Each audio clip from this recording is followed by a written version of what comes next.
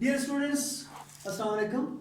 जिस तरह हमने पिछले लेक्चर में बात की थी कि जी हम 1953 में वाटसन और क्रिक ने डीएनए का मॉडल प्रेजेंट किया।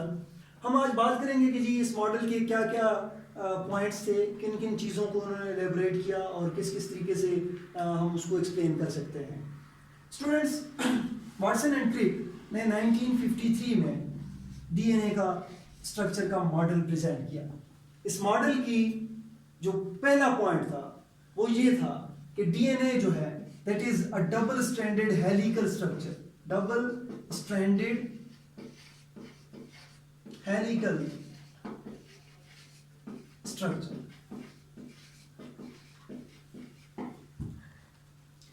स्टूडेंट्स, डबल स्ट्रैंड क्या है इसको हमने आज देखना है। हीलिक्स क्या होता है, हेलिकल स्ट्रक्चर क्या है इसको हमने देखना है, और फिर हमने देखना है कि किस तरीके से ये हेलिकल स्ट्रक्चर अपने आप को मेंटेन रखती है। डबल स्ट्रैंडेड हेलिकल स्ट्रक्चर का मतलब ये है कि डीएनए के जो हमारे पास स्ट्रक्चर है उसके दो कंपोनेंट्स हैं। हर एक कंपोनेंट पॉलीन्यूक्लियोटाइड से बना हुआ है। और जिस तरह हमने पिछले लेक्चर में बात की है कि जी एक न्यूक्लियोटाइड जब दूसरे न्यूक्लियोटाइड के साथ फास्फोडाइस्टर लिंकेज बनाता है तो हमारे पास 5 प्राइम टू 3 प्राइम डायरेक्शन में चेन इलांगेशन होती है। यहाँ पे वो जो चेन इलांगेशन की हम बात कर रहे थे वो एक स्ट्रैंड में बात कर रहे थे। इन्होंने कहा कि डीएनए की जो स्ट्रक्चर है that is double stranded. It means कि जी ये दो स्ट्रैंड्स पर मुश्तमिल है। लेकिन साथ दूसरी बात कि हेलिकल स्ट्रक्चर, अब हेलिकल स्ट्रक्चर क्या होती है? ऐसी स्ट्रक्चर जिसमें एक स्ट्रैंड दूसरे स्ट्रैंड के ऊपर ट्विस्ट कर रहा हो, एक स्ट्रैंड दूसरे स्ट्रैंड के ऊपर ट्विस्ट कर रहा हो। ऐसे ट्विस्टिंग स्ट्रक्चर को हम क्या कहते हैं? हीलिक्स कहते हैं, और ऐसी स्ट्रक्चर को हम हेलिकल स्ट्रक्चर कहते हैं। अब तीसरी बात कि जी नॉर्मल जो डीएनए है, आगे हम देखेंगे, आप देखेंगे कि जी डीएनए की हम मुख्तलिफ उसकी क्लासिफिकेशन करते हैं। किसी को हम जी टाइप ऑफ डीएनए कहते हैं, किसी को हम बी टाइप ऑफ डीएनए कहते हैं, किसी को हम ए टाइप ऑफ डीएनए कहते हैं। ये सारी स्ट्रक्चरल बेस पे है, ये सारी इस डबल स्ट्रैंड की स्ट्रक्चर की बेस पे है। और जो नॉर्मल फॉर्म ऑफ डीएनए है, ये मॉडल उस स्ट्रक्चर को एक्सप्लेन करता है। स्टूडेंट्स, इस स्ट्रक्चर में, इस मॉडल के अंदर इस बात को भी कहा गया कि DNA is a double stranded right handed helical structure. हमारे बहुत से स्टूडेंट्स इस बात पे कंफ्यूज रहते हैं कि what do you mean by right handed. Students, कभी इस डिफरेंस को समझने के लिए आपको दो ऐसे बंदों से मिलना होगा, एक बंदा जो राइट हैंडेड हो और एक बंदा जो लेफ्ट हैंडेड हो, और उन दोनों बंदों के शूज के लेसेस जो हैं, उनके तस्मे जो हैं जूतों के, उनसे खुलवाएं और उन दोनों बंदों को कहें कि जी आप अपने जूते के तस्मे बांधो। ठीक है? अब जो राइट हैंडेड बंदा है तस्मा वो भी बांधेगा, उसकी अप्रोच कुछ और होगी, और जो लेफ्ट हैंडेड बंदा है तस्मा वो भी बांधेगा, उसकी अप्रोच कुछ और होगी। ये अप्रोच डिफरेंट करती है सिर्फ और सिर्फ इन स्ट्रैंड्स के वर्ल्स में कि जी कोई जो राइट हैंडेड बंदा है वो इस राइट साइड वाली स्ट्रक्चर को ऊपर रखेगा, लेफ्ट वाली स्ट्रक्चर को नीचे रखेगा। तस्मे का लेफ्ट वाला पोर्शन नीचे आएगा उसका, और राइट वाला ऊपर आएगा। और जो लेफ्ट हैंडेड बंदा है उसके तस्मे का लेफ्ट वाला पोर्शन ऊपर आएगा और राइट वाला नीचे आएगा। तो इन्होंने ये बात की कि DNA is a double stranded right handed helical structure. तो अब होपफुली आप समझ गए होंगे कि राइट हैंडेड हेलिकल स्ट्रक्चर से क्या मुराद है। स्टूडेंट्स, दूसरी बात जो इन्होंने की कि जी ये जो स्ट्रैंड्स हैं they run antiparallel to each other. ये एक दूसरे के एंटी पैरेलल रन कर रही हैं। अब मैं दोबारा आसानी के लिए इसको ओपन फॉर्म में लिख रहा हूं। एंटी पैरेलल का मतलब क्या होता है? आप में से ज्यादातर लोग जो हैं, ये अगर से बायोलॉजी की एग्जांपल नहीं है लेकिन आपको समझाने के लिए कि जी आपने ज्यादातर लोगों ने वेक्टर्स जो हैं, वेक्टर्स एफएससी के अंदर पढ़े हैं, मैट्रिक के अंदर आपने पढ़े हैं। तो आपने लेट्स से एक वेक्टर है जिसका मैग्नीट्यूड इक्वल है दूसरे एक वेक्टर के, लेकिन डायरेक्शन उनकी अपोजिट है। डायरेक्शन उनकी अपोजिट है। लेट्स से एक साउथ से नॉर्थ की तरफ मूव कर रहा है, दूसरा नॉर्थ से साउथ की तरफ मूव कर रहा है, हम कहते हैं जी ये एक दूसरे के अपोजिट वेक्टर हैं, एक दूसरे के अपोजिट वेक्टर हैं, या हम कहते हैं ये एक दूसरे के जो एंटी पैरेलल हैं, एक दूसरे के एंटी पैरेलल हैं कि जी अगर उन दोनों के डिस्टेंस की हम बात कर रहे हैं वो डिस्टेंस सेम है, लेकिन उनकी डायरेक्शन की अगर हम बात करते हैं, उनकी मैग्नीट्यूड की अगर हम बात करते हैं वो सेम है, लेकिन उनकी डायरेक्शन की अगर हम बात कर रहे हैं तो वो अपोजिट है एक दूसरे के, तो हम कहते हैं एंटी पैरेलल है। यहाँ पे भी कुछ ऐसी ही बात कि जी एंटी पैरेलल, लेकिन किस तरीके से हम इसकी डायरेक्शन को स्पेसिफाई करेंगे, तो जिस तरह पिछले लेक्चर में हमने बात की कि जी डीएनए की एक एंड पे 5 प्राइम एंड होता है जिसको हम फास्फेट टर्मिनल भी कहते हैं, और एक तरफ जो है वो 3 प्राइम एंड होता है जिसको हम हाइड्रोक्सिल टर्मिनल भी कहते हैं। तो अगर एक डीएनए की स्ट्रैंड जो है उसका 5 प्राइम एंड इस तरफ है, 3 प्राइम एंड इस तरफ है, या हाइड्रोक्सिल टर्मिनल इसको कहते हैं, इसको फास्फेट टर्मिनल कहते हैं, फास्फेट टर्मिनल इधर है तो दूसरे का फास्फेट टर्मिनल इसकी अपोजिट साइड पे होगा और हाइड्रोक्सिल टर्मिनल इसके अपोजिट साइड पे होगा। इट मींस कि जी एक अगर 5 प्राइम टू 3 प्राइम की डायरेक्शन में है तो दूसरी जो है वो 3 प्राइम से 5 प्राइम की डायरेक्शन में मौजूद होगी। इस कंसेप्ट को कंप्लीमेंट्री कहा जाता है, इस कंसेप्ट को कंप्लीमेंट्री कहा जाता है। मैं अक्सर कहा करता हूं कंप्लीमेंटेरिटी, उन्होंने कहा ये दोनों स्ट्रैंड्स एक दूसरे की कंप्लीमेंट्री हैं। तो कंप्लीमेंटेरिटी दो एस्पेक्ट हैं कंप्लीमेंटेरिटी के। पहला जो एस्पेक्ट है कंप्लीमेंटेरिटी इन डायरेक्शन, कंप्लीमेंटेरिटी इन डायरेक्शन, इनकी डायरेक्शन जो है वो अपोजिट है, इनकी डायरेक्शन अपोजिट है। और दूसरी जो कंप्लीमेंटेरिटी है वो समझने के लिए पहले हमें थोड़ा सा ये देखना होगा कि किस तरीके से ये एक स्ट्रैंड दूसरे स्ट्रैंड के साथ इंटरेक्ट करती है। आया कौन सी ऐसी फोर्स है, कौन सी ऐसी ताकत है जो इन दो स्ट्रैंड्स को जो अपोजिट डायरेक्शन में मूव कर रही है जोड़े रख रही है। तो स्टूडेंट्स, जिस तरह पहले हमने बात की कि जी हमारे पास जो न्यूक्लियोटाइड होता है वो 5 कार्बन शुगर और उसके साथ क्या जी नाइट्रोजन स्पेस। प्रीवियस लेक्चर में ये चीजें सारी हम डिस्कस कर चुके हैं। और इस तरीके से बहुत से पॉलीन्यूक्लियोटाइड्स हमारे पास इकट्ठे होते हैं, आपके पास एक स्ट्रैंड बनती है, ठीक है जी, ये न्यूक्लियोटाइड, ये नाइट्रोजन स्पेस। अब ये एक स्ट्रैंड है, इसी तरीके से आपके पास दूसरी स्ट्रैंड है, दूसरी स्ट्रैंड में कुछ स्ट्रक्चर यूं बनेगी ना जी, ठीक है, ये 5 प्राइम और ये कार्बन नंबर 1, ये नाइट्रोजनस बेस को मैं जस्ट एक ट्रायंगल से शो कर रहा हूँ, ठीक है जी। इसी तरीके से कार्बन नंबर 5, कार्बन नंबर 1 या 1 प्राइम इसको मैं कह रहा हूँ, इसके साथ नाइट्रोजनस बेस अटैच्ड है। अब ये नाइट्रोजनस बेस एक दूसरे को एक्सपोज हो रही है, नाइट्रोजनस बेस एक दूसरे को एक्सपोज हो रही है। अगर आप देखें इसका बैकबोन पे अगर हम बात करें, इस पूरी स्ट्रक्चर की बैकबोन जो है वो ये शुगर मॉलिक्यूल बना रहा है, शुगर मॉलिक्यूल जो 5 कार्बन शुगर है वो बैकबोन बना रहा है। और उसके दरमियान ग्लूइंग मटेरियल का काम कौन सा कर रहा है, जो बॉन्ड बना रहा है इन दो न्यूक्लियोटाइड्स के दरमियान। इस तरह हमने पिछले लेक्चर में बात की थी, वो फास्फोडाइस्टर बॉन्ड है, फास्फेट बेसिकली वो फास्फोडाइस्टर बॉन्ड जनरेट कर रहा है। तो ये एक न्यूक्लियोटाइड, एक स्ट्रैंड की न्यूक्लियोटाइड अंदर की तरफ एक्सपोज, ये दूसरे स्ट्रैंड की न्यूक्लियोटाइड्स अंदर की तरफ एक्सपोज। इन न्यूक्लियोटाइड्स में आपके एक वीक अट्रैक्टिव फोर्स डेवलप होती है which is called as hydrogen bonding. इसको क्या कहा जाता है, हाइड्रोजन बॉन्डिंग। और हाइड्रोजन बॉन्डिंग आपने मैट्रिक और एफएससी में पढ़ी है कि जब कभी भी किसी भी मॉलिक्यूल के अंदर हाइड्रोजन एटम मौजूद हो और दूसरा कोई इंतहाई इलेक्ट्रोनेगेटिव एलिमेंट मौजूद हो, एटम मौजूद हो, इस तरह ऑक्सीजन वगैरह, तो वो क्या करते हैं, दूसरे को इंटरेक्ट करते हैं।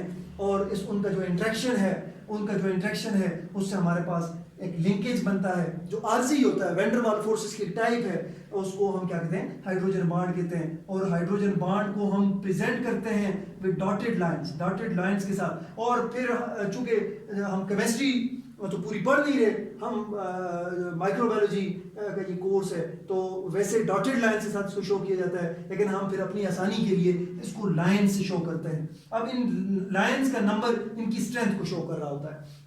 तो स्टूडेंट्स, हमारे पास जिस तरह कंप्लीमेंटेरिटी की मैं बात कर रहा था, दोबारा मैं आ रहा हूँ, कंप्लीमेंटेरिटी इन डायरेक्शन, और दूसरी कंप्लीमेंटेरिटी है वो कंप्लीमेंटेरिटी in base pairing. Base pairing में क्या कंप्लीमेंटेरिटी है कि अगर एक न्यूक्लियोटाइड पे प्यूरीन होगा तो उसके अपोजिट क्या होगा, उसके अपोजिट पायरिमिडीन होगा, उसके अपोजिट पायरिमिडीन होगा, और अगर यहाँ पे पायरिमिडीन होगा तो उसके अपोजिट प्यूरीन होगा। और फिर जिस तरह हमने बात की थी कि प्यूरीन्स की दो टाइप्स हैं, एडिनिन और गुआनिन, और हमने कहा था पायरिमिडीन्स की भी दो टाइप्स हैं in case of DNA, thiamine और साइटोसिन। तो यहाँ पे भी फिर स्पेसिफिसिटी है कि व्हेन प्यूरीन, अगर प्यूरीन जो है जो यहाँ पे मौजूद है, अगर वो एडिनिन हो, अगर वो प्यूरीन क्या हो, एडिनिन हो, तो उसके सामने जो पायरिमिडीन होगा दैट विल बी थायामीन, उसके सामने जो पायरिमिडीन होगा वो थायामीन होगा। और अगर एडिनिन जो प्यूरीन है वो प्यूरीन अगर गुआनिन होगा तो उसके सामने जो पायरिमिडीन होगा वो साइटोसिन होगा, and vice versa. Vice versa से मुराद कि अगर इधर साइटोसिन होगा तो सामने गुआनिन होगा, अगर इधर थायामीन होगा तो उधर एडिनिन होगा। लेकिन जो हमने हाइड्रोजन बॉन्डिंग की बात की है वो ये है कि जी हाइड्रोजन बॉन्ड के दरमियान होते हैं, और एडिनिन और थायामीन के दरमियान जो हाइड्रोजन बॉन्ड होता है that is a double hydrogen bond, double hydrogen bond. जबकि गुआनिन और साइटोसिन के दरमियान जो हाइड्रोजन बॉन्ड होता है that is a triple hydrogen bond, ये ट्रिपल हाइड्रोजन बॉन्ड। अब डबल हाइड्रोजन बॉन्ड ज्यादा स्ट्रांग है या ट्रिपल हाइड्रोजन बॉन्ड, तो ट्रिपल हाइड्रोजन बॉन्ड ज्यादा स्ट्रांग है बनिस्बत डबल हाइड्रोजन बॉन्ड के। तो एक चीज जो मैं कंक्लूड कर रहा हूं वो ये है कि किसी भी डीएनए, डबल स्ट्रैंडेड डीएनए में जितना प्यूरीन्स होंगे, जितने प्यूरीन्स होंगे उतने ही पायरिमिडीन्स होंगे, या जितने पायरिमिडीन्स होंगे उतने ही प्यूरीन्स होंगे। और इसको अगर हम थोड़ा सा डिटेल में देखें तो मैं कहता हूं किसी भी डीएनए के अंदर जितने एडिनिन होंगे उतने ही थायामीन होंगे, और जितने गुआनिन होंगे उतने ही साइटोसिन होंगे, या जितने थायामीन होंगे उतने ही एडिनिन होंगे, जितने साइटोसिन होंगे उतने ही गुआनिन होंगे। हाउएवर एक चीज वेरी कर सकती है कि किसी डीएनए के अंदर एडिनिन और थायामीन ज्यादा हो, एडिनिन और थायामीन की रेशियो ज्यादा हो बनिस्बत गुआनिन और साइटोसिन के, और कहीं कहीं पे गुआनिन और साइटोसिन की रेशियो ज्यादा हो बनिस्बत एडिनिन और थायामीन के, लेकिन टोटल नंबर ऑफ प्यूरीन्स और पायरिमिडीन्स क्या होंगे, इक्वल होंगे। अब स्टूडेंट्स, जिस तरह पहले हम बात कर चुके हैं कि जी गुआनिन का जो ट्रिपल हाइड्रोजन बॉन्ड है गुआनिन और साइटोसिन के दरमियान, और एडिनिन और थायामीन के दरमियान डबल हाइड्रोजन बॉन्ड है। हमने कहा जी डबल हाइड्रोजन बॉन्ड इतना स्ट्रांग नहीं है जितना ट्रिपल हाइड्रोजन बॉन्ड स्ट्रांग है। तो ऐसे DNA molecules, Watson and Crick ने ये बात नहीं की थी, ये वैसे ही एग्जामिनियन बात निकल आई है। ऐसे डीएनए मॉलिक्यूल जिनके अंदर जीसी कंटेंट, इसको जीसी गुआनिन साइटोसिन कंटेंट कहा जाता है, जिनके अंदर जीसी कंटेंट ज्यादा होता है वो सेल ज्यादा स्टेबल होते हैं, उनका जनरेशन टाइम कम होता है या जनरेशन टाइम ज्यादा होता है। इसका मतलब ये हुआ कि उनके डीएनए को ओपन होने में ज्यादा देर लगती है, उसके डीएनए को अपने कॉपी बनाने में ज्यादा देर लगती है, तो वो उनका जनरेशन टाइम ज्यादा होता है। और ऐसे डीएनए मॉलिक्यूल जिनके अंदर एडिनिन और थायामीन की रेशो ज्यादा होती है बनिस्बत गुआनिन और साइटोसिन के, तो वो ज्यादा स्टेबल नहीं होते, वो अनस्टेबल होते हैं, और उनके अंदर रेट ऑफ रेप्लिकेशन भी बड़ी तेजी से हो रहा होता है और उनका जनरेशन टाइम भी कम होता है। तो नॉर्मली प्रोकैरियोटिक सेल के अंदर एडिनिन और थायामीन की रेशो ज्यादा होती है, और जो यूकैरियोटिक सेल्स हैं, यूकैरियोटिक सेल्स, ये मैं मेजॉरिटी की बात कर रहा हूँ, ऐसा नहीं है कि जी सारे के सारे जो प्रोकैरियोटिक सेल्स हैं उनके अंदर एडिनिन और थायामीन ही ज्यादा होगी, लेकिन मेजॉरिटी के अंदर एडिनिन और थायामीन की रेशो ज्यादा होती है, गुआनिन और साइटोसिन की रेशो कम होती है। और मेजॉरिटी यूकैरियोटिक सेल के अंदर गुआनिन और साइटोसिन की रेशो ज्यादा होती है, एडिनिन और थायामीन की रेशो कम होती है। तो ये तो ज़मनन एक बात निकल आई। अब हमने ये बात की कि जी कंप्लीमेंटेरिटी दो एस्पेक्ट से, complementarity with respect to direction and complementarity with respect to base pairing, कि जी एक तरफ अगर एडिनिन है तो दूसरी तरफ थायामीन होगा, एक तरफ गुआनिन है दूसरी तरफ साइटोसिन होगा, एक तरफ साइटोसिन है दूसरी तरफ गुआनिन होगा, एक तरफ थायामीन है उस तरफ एडिनिन होगा, ये कंप्लीमेंटेरिटी है। अब जी उस वक्त उन्होंने जो मॉडल पेश किया उस मॉडल के कुछ सीधा बातें कि जी ये जो एक क्लोज स्ट्रक्चर है, ये जो एक क्लोज स्ट्रक्चर है इसको किस चीज का नाम दिया गया, हेलिक्स का नाम दिया गया, हीलिक्स का, और इसी वजह से इसको हेलिकल स्ट्रक्चर कहा जाता है। तो एक हीलिक्स के अंदर उन्होंने कहा नॉर्मली, जो बाद में ये बात जो है इसके अंदर तरमीम की गई वो भी हम देखेंगे, नॉर्मली उन्होंने कहा कि इसके अंदर 10 बेस पेयर्स होते हैं, 10 बेस पेयर्स, 10 बेस पेयर्स, और इसकी जो एक हीलिक्स है इसकी जो लेंथ उन्होंने डिफाइन की दैट वाज 34 एंगस्ट्रॉम, कि जी ये कितनी है 34 एंगस्ट्रॉम। 34 एक एंगस्ट्रॉम जो है वो 10 raised to power -10 मीटर्स होता है, 10⁻⁻10 मीटर्स, जबकि इससे छोटी, इससे बड़ी जो यूनिट है वो नैनोमीटर है, वो नैनोमीटर है। एक जो नैनोमीटर होता है वो 10⁻⁻9 मीटर्स होता है। तो 34 एंगस्ट्रम, या इसको अगर हम नैनोमीटर में बात करेंगे तो इसको हम कहते हैं जी 3.4 नैनोमीटर्स। एक हीलिक्स की जो लेंथ है वो 34 एंगस्ट्रम है या 3.4 नैनोमीटर है। अब आसान सी कैलकुलेशन हम खुद ही करते हैं, उन्होंने की थी।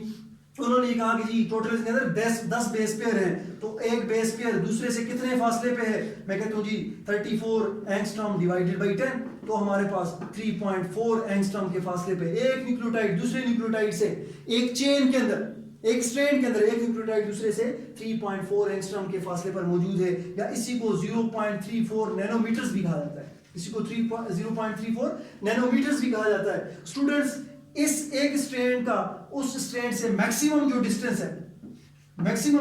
है, that is 20 angstrom. It is slightly twisted का मतलब ये है कि जी ऐसा नहीं है, मैं दो स्ट्रक्चर्स आपके सामने ड्रा करता हूं तो उसमें से आपको ट्विस्ट का डिफरेंस जो है वो क्लियर हो जाएगा। फर्ज करें ये एक स्ट्रक्चर है,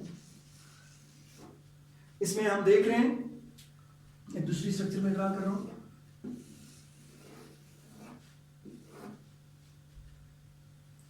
ये जो स्ट्रक्चर है इसमें अगर देखें हम कि जी जितना गैप यहां पे है, उतना ही गैप यहां पे है, जितना गैप यहां पे है उतना ही गैप यहां पे है। जबकि इस स्ट्रक्चर के अंदर जितना गैप यहां पे है, इंच की अगर मैं बात कर रहा हूं, उतना गैप यहां पे नहीं है, वहां पे ज्यादा गैप है। ये जो गैप है, ये जो एक हीलिक्स और दूसरे हीलिक्स के दरमियान जो गैप डिवेलप हो रहा है, इसको ग्रूव कहा जाता है, ग्रूव। और ये जो छोटे एंड वाला ग्रूव है, छोटा जो गैप है, इसको हम वाटसन एंड क्रिक ने माइनर ग्रूव का नाम दिया, माइनर ग्रूव। और वो जो बड़ा, जिस तरफ ज्यादा ये स्पेस है, ग्रूव बड़ा है, तो उसको मेजर ग्रूव का नाम दिया। और स्टूडेंट्स, उन्होंने ये प्रपोज किया कि ये ट्विस्टेड स्ट्रक्चर है और अल्टरनेटिव मेजर और माइनर ग्रूव प्रेजेंट होते हैं। यहाँ पे अगर माइनर ग्रूव है तो इसके बाद मेजर ग्रूव होगा, यहाँ पे अगर मेजर ग्रूव है तो इसके बाद माइनर ग्रूव होगा, और अल्टरनेटिव इस तरह भी, और आमने सामने भी। यहाँ पे अगर माइनर ग्रूव है तो सामने मेजर ग्रूव होगा, यहाँ पे अगर मेजर ग्रूव है तो सामने माइनर ग्रूव होगा। इस तरह की बात है, ठीक है जी।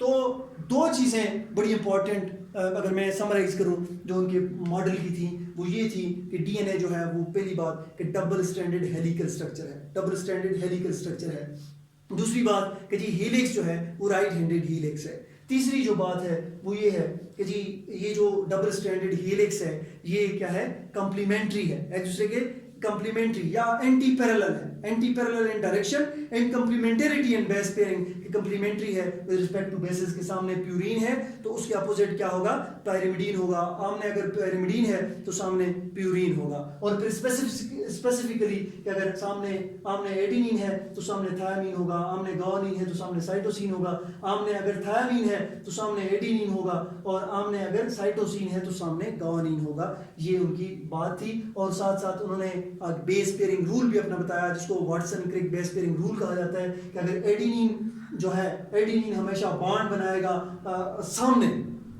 स्ट्रैंड में किसी भी तरीके से बॉन्ड बन सकता है, उसमें आपको पता है कि बेसिस का किरदार ही नहीं होता, उसमें सिर्फ फास्फेट का और शुगर मॉलिक्यूल का किरदार है जो बैकबोन बन रहा है, तो उसमें इनका किरदार नहीं है। लेकिन आमने सामने हमेशा adenine will bind with thymine and guanine will bind with cytosine. इसको अगर मैं समराइज करके लिखना चाहूँ तो हम कहते हैं जी एडेनिन बाइंड विद थायामीन, और ये दो लाइनें शो कर रही हैं कि जी डबल हाइड्रोजन बॉन्ड इनके दरमियान होगा, और गुआनिन बॉन्ड विद साइटोसिन, और 3 लाइनों से ट्रिपल हाइड्रोजन बॉन्ड प्रेजेंट हो रहा है, ठीक है जी।